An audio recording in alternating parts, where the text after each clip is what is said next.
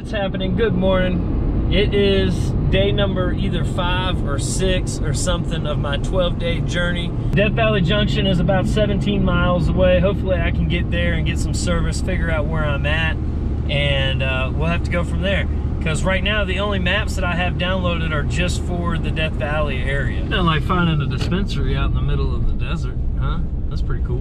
Down Weedman in California got banker's hours.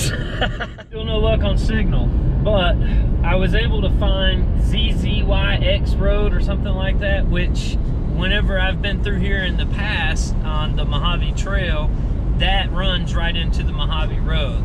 I know where there's some signal at over on that area if all else fails. I've got a range of 277 miles of fuel. Hopefully that's enough, because let me tell you something, there is absolutely nothing out here. Nothing. Like, you would think somebody could come along and build a gas station or something, man. There's nothing out here. I see why people break down, run out of gas, overheat and all that. There's just nothing out here. That hard to build a gas station out here? Man, I tell you, Death Valley is a tough place, man. I only experienced a small smidget of Death Valley. Had the heat been an issue, it would have been really something to deal with. Luckily, the heat was not an issue. It's in the 60s right now. It's 8 o'clock in the morning and it's 60 degrees. So it's starting to heat up. At night, it's been in the 40s, which has been, you know, been pretty good. But Death Valley is one of the only places I've ever been to and felt that secluded, felt that amount of seclusion, that amount of aloneness. And it's also been the only time that I've actually feared for undesired outcomes. And what I mean by that is there's so many different things that could go wrong. There's so much stuff that could go wrong, especially whenever I'm driving a rig that's not mine. I'm not familiar with it. I don't know the gas characteristics or the fuel characteristics, and it takes diesel. These things all kind of played into a role as to why I had the fears that I did. But overall, I was able to overcome the fears and get through Death Valley. I haven't had cell service in 3 days either, so there's no cell service anywhere in Death Valley hardly. I think at the Eureka Dunes, I got a smidgen of cell service that came through just barely, and then it went away. Overall though, Death Valley is awesome. It's a phenomenal spot. It's absolutely gorgeous. There's no other place that I've ever been to in my life that is similar to it. It is unique in a sense that I've never seen deserts, rocks, sand, and snow all in the same exact frame, but I did there. And it's just a really cool place, man. So definitely go visit. But right now we've got about 60 miles. Well, actually it's probably about 40 miles now to get to Baker. And when we get to Baker, I'm hoping that I'll have some cell phone signal, and from there I'll be able to plot my next journey. I'm outside of Baker, California, and I just stopped, ate at a Denny's, and also found this cool little repair shop right here. They allowed me to use their air, so now I'm aired up, full pressure, ready to roll. I'm going to head towards Vegas. I've got one of the followers is outside of Vegas on some BLM land out there, says it's really nice. It's only like 2 hours away from where I'm at. I looked at Anza Borrego in the Denny's and found out that it is an additional 4.5 hours south from where I'm at. I don't feel like making that trek. Ultimately, I'll have to make about a 12-hour drive back towards Sacramento. So what I'm gonna do is kind of circle back around and come up to Sacramento that way. I've got to be back in Sacramento on Sunday. Today is Thursday.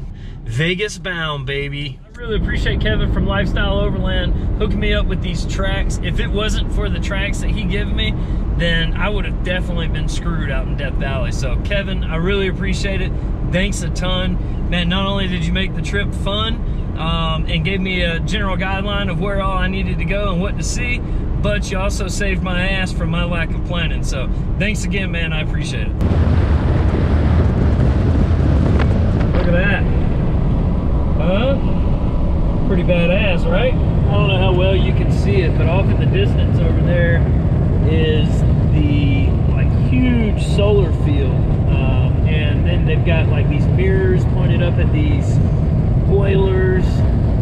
Anyway, the biggest concern that they have over there is when birds fly into the path of the ray that those mirrors make, they drop dead out of the sky. That's how concentrated the heat is right there. So it's pretty, I can't remember the ins and outs of how that all works, that whole deal out there, but if you look into it, that's the #1 problem that they're having, is when birds fly into that thing. Check that out. That's the view, huh? Now, I want you to notice something. Those houses over there, those are like in the millions guaranteed. Now, their view is definitely phenomenal. I'm not gonna lie. But you could do it a whole lot better. If you're full-time in anything out here, like something like this, if you just want to go on extended travel, maybe even something like that, or you could be like Justin, who's just got a 4Runner and a camper. How big is your camper? 17 feet. 17-foot camper that he pulls behind. He's got a 4Runner. It's a 4-wheel drive. It's been modified, not to look cool like some of you guys think, but to pull the camper. It's set up so if he does go off-road, he can. Best of all, it's got a V8. No problems at all pulling this camper. Look into it, folks. You can do it. Pick your style. Have that view, but be mobile. Those guys over there, all that money, and they still stuck. One of the main things about the way that I travel that probably would be controversial to many people is the fact that I just float along like a leaf, man. Don't really have any itinerary. That's paid off in the past for always having a good time, and it continues to. I met up with a follower, Justin, out in Lake Mead area. Just so happens that the Lone Overlander on Twitter told me that they were having a off-road festival on Fremont Street. Well, the off-road festival he's talking about is actually the Mint 400, which, if you're not aware, is the desert race where they race basically to Las Vegas. Well, I passed it on the way to Las Vegas. Over to the right-hand side, I noticed at State Line, Nevada, somewhere around there, that they were having some kind of deal, and it was the Mint 400. So I thought, wow, rock on. Well, then I realized that I'm just right outside of Vegas at the same time that they're having this off-road festival for the Mint 400. So why not go to Fremont Street and check out the trucks and all that shit going on, right? I mean, sounds legit. You're already here, might as well. So that's where we're headed right now. Let's roll. I feel like I need to make mention of the fact that it is $20 to park. $20 to park on the far outskirts of this little event here. This is more my speed right here, $1 per hour. Yup. I mean, who you see parallel parking this big son of a bitch? All right, well, okay. So there was nobody in front of me. It's all good though. I still did it.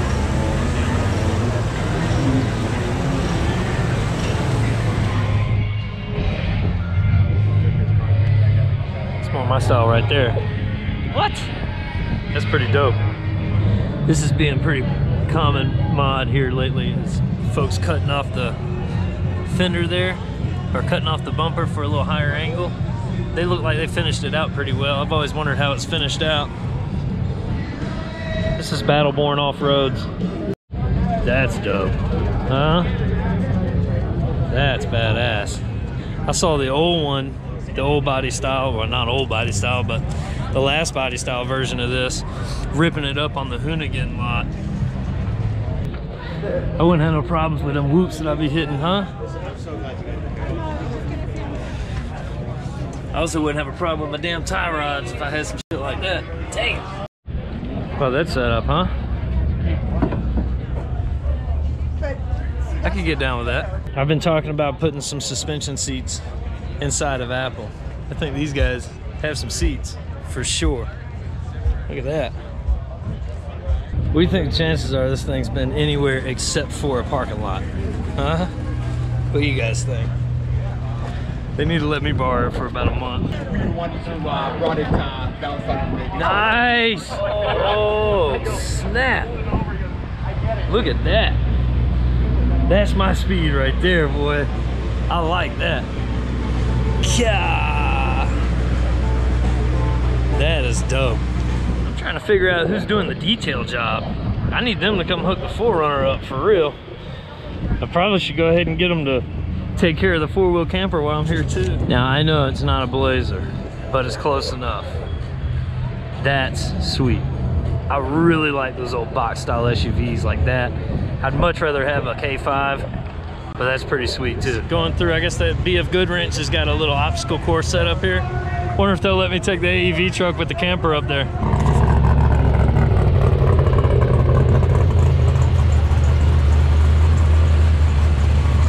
The smell of the race gas standing behind these things.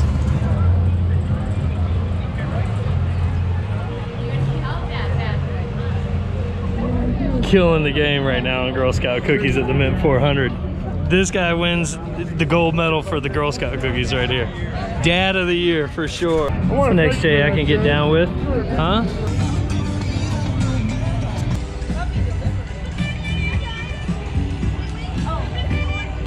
Check these folks out, huh? They've got a mount for just about everything that you could want to mount anywhere. They got it. Quick release. I mean, check out the mirrors. If you got a bar to mount something to, they got you. They even do custom. This is my favorite to win right here. That's my pick.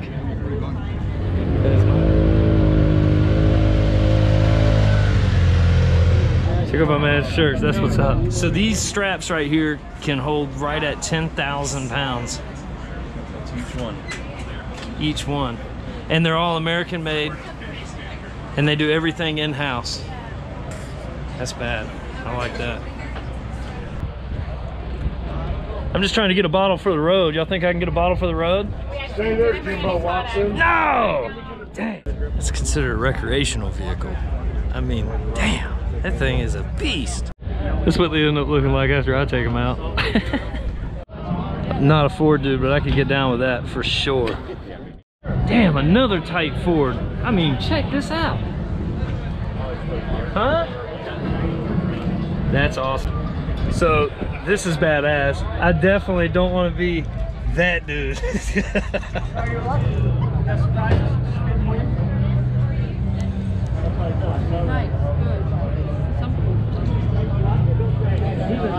It's like what my tires look like, for real. Same thing. It's crazy. Only problem with this car is the four-wheel drive's broke. Hey, there's that truck right here that we found. That was earlier, huh? Nice.